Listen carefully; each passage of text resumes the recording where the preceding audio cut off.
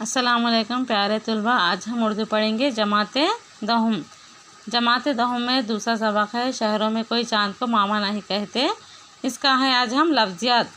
लफ्ज़ियात यानी ज़ुबानी शनासी। लफ्ज़ियात एक को ही कहते हैं। ज़ुबानी शनासी थर्ड बीट है। इसमें आज हम 8वां हिस्सा पढ़ रहे हैं, पार्ट 8। इसी तरह लफ्ज़ियात है। इसमें अलीफ है, देखो ख़त कशीदा अल्फाज के माने लिखते हुए इन्हें जुमलों में इस्तेमाल कीजिए।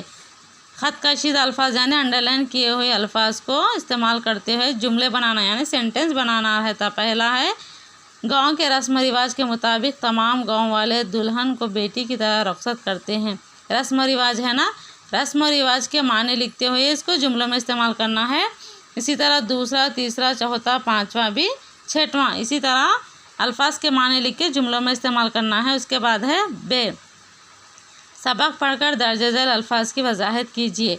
ये पढ़ने के बाद इसके बारे में थोड़ा थोड़ा खुलासा लिखना। शरीक गम, ज़ेरे लब, आँखों की ठंडक, नकीफ़ुल अलगर, लामुतनाही मंजर, इसको भी क्या करना, अल्फाज की वजाहत करना है। इसको तफसील से लिखना है।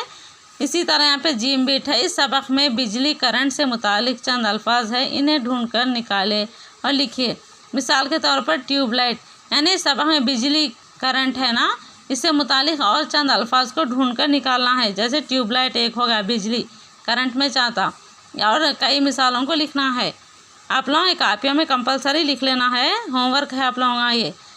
झैल के जुमलों में ख़त कशीदा अल्फाज के माने उसी जुमले में मौजूद है। क्या बोल रहे हैं यहाँ पे, झैल के जुमलों में ख़त कशीदा अल्फाज यानी अंडरलाइन करा हुआ लफ्ज़ के माने उसी में है मौजूद है। इन्हें ख़त कशीदा कीजिए और इन्हें जुमलों में इस्तेमाल कीजिए।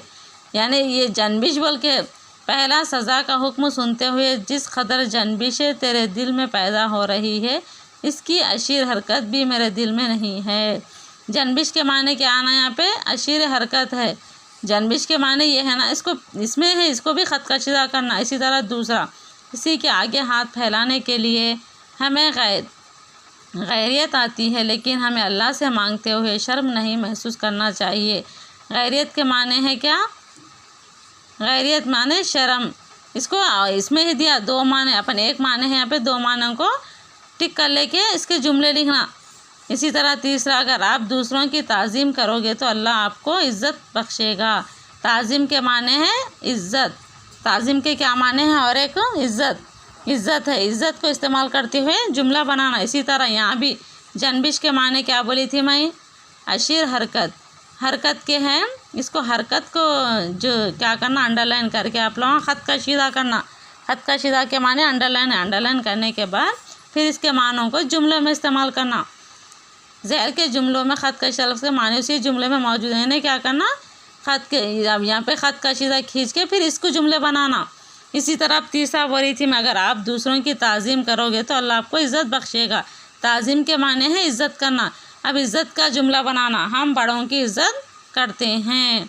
इसी तरह इसको ख़त कशीदा करना, जुमला बनाना। इसी तरह चौथा है, अल्लाह के खौफ से लरजना ईमान की निशानी है। लरजना के माने हैं बंदों से डरकर कांपना बुज़दिलों की निशानी है।